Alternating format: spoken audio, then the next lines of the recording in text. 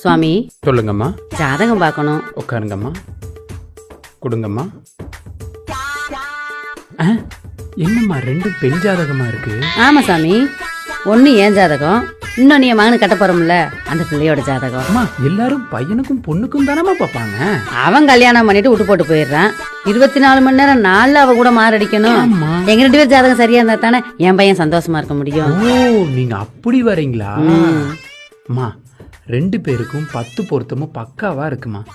சந்தோஷமா கல்யாணம் பண்ணுங்க.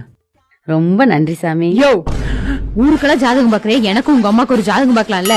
உங்க அம்மா கூட என்னால இருக்கவே முடியல. ஒண்ணு இந்த வீட்டுல நான் இருக்கணும், இல்ல உங்க அம்மா இருக்கணும். ஏதாவது முடிவு சொல்லியா? அடப்பாவி.